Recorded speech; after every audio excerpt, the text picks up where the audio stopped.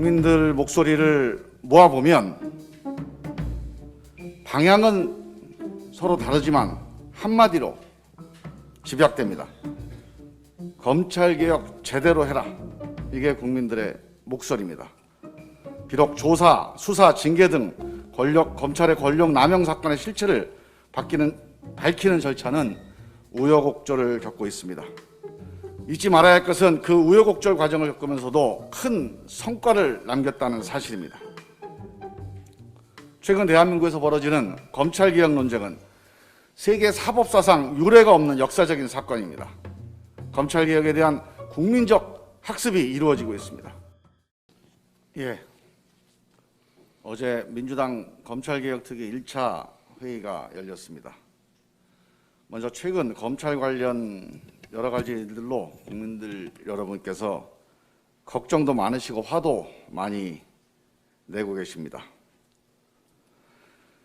민주당에 대한 격려도 있지만 따가운 질책과 비판도 많이 있습니다. 겸허한 마음으로 국민들의 목소리에 귀를 기울이겠습니다. 집권여당 지도부 한 사람으로 진심으로 죄송하다는 말씀을 드립니다. 국민들 목소리를 모아보면 방향은 서로 다르지만 한마디로 집약됩니다. 검찰개혁 제대로 해라.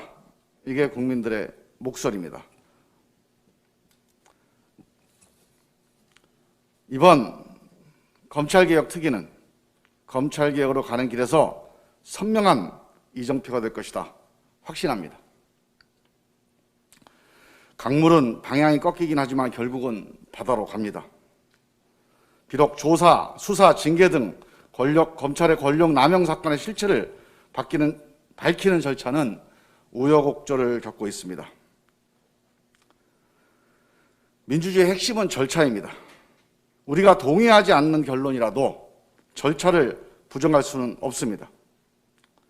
다만 불법 부당한 잘못에 대해서는 검찰 자체 수사든 특검이든 공수처 수사든 반드시 사실을 밝히고 책임을 묻는 절차가 진행될 것이라는 약속을 드립니다.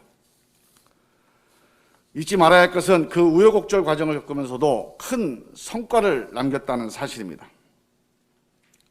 최근 대한민국에서 벌어지는 검찰개혁 논쟁은 세계 사법사상 유례가 없는 역사적인 사건입니다.